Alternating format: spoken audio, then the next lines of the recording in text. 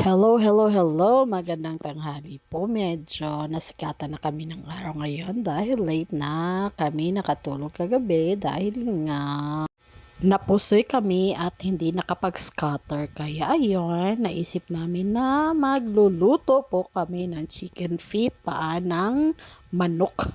Dahil nakapamalingki kami sa bayan at bumili kami ng paa ng manok for only 110 pesos per kilo. So medyo mahal na yan kasi dati nabili ko lang ang paa ng manok is for only 60 to 70 per kilo. Ngayon ang mahal-mahal ng paa ng manok. Sa dahilan may collagen ito at pag kumain tayo nito, lalong gumaganda tayo at babata, kikinis ang ating mga balat. Kaya tara na, magluto na tayo. Alam nyo na, nilinis na namin yan kahapon mga inday-indong. So ang gagawin na lang natin is mag-chop na lang tayo ng mga ginger, onions, at saka lagyan ng kunting asin para may timpla na ang ating pinakuluang manok mga day-udong.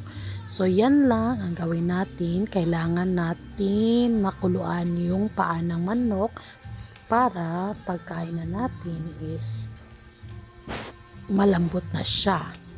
At lalo na itong lalambot pag lulutuin pa natin ito ulit mga day.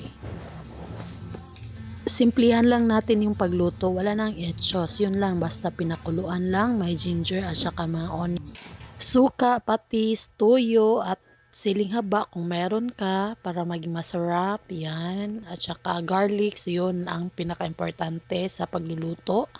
Yan po, kailangan magkasama yan dahil yan po ang magdadala ng aroma sa ating chicken feet mga inday. So all you have to do is to saute all the lamasern, and then after that, pag masote mo na yung lahat, ilalagay mo na lang yung mga chicken feet na pinakuluan mo. At yon, haluin mo lang ng haluin ng padandahan para hindi madurog yung manok dahil napakuluan na natin iyan mga jaydong. So check na lang, lagyan mo na lang ng black pepper kung meron ka, diba? At saka lagyan mo na lang din ng yan siling haba para give some kick yung luto nyo na manok dahil kakain tayo mamaya.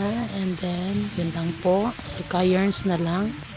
Timplahan natin ng oyster sauce para maging masarap, maging malasa.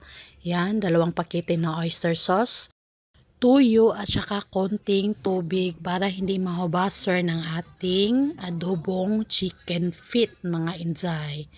At timplahan natin ng Knorr chicken cubes.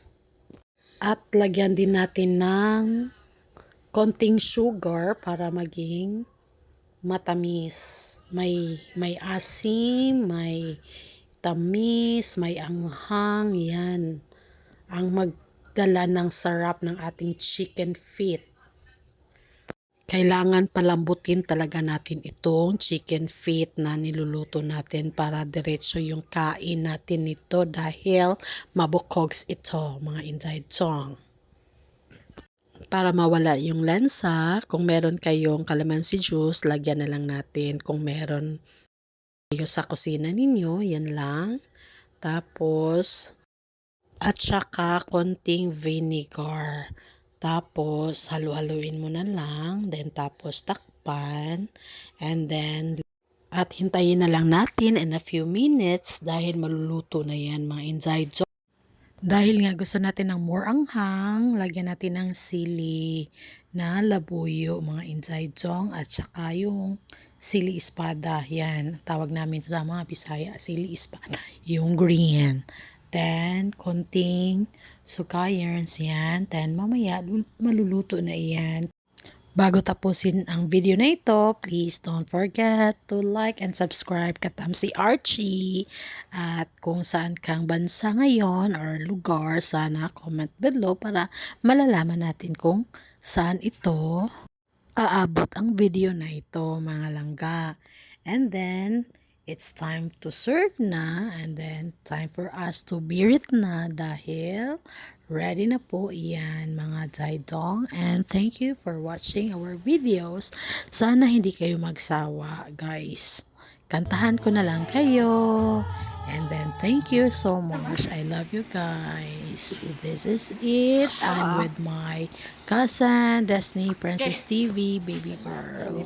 Wahag all and be blessed. Mwah.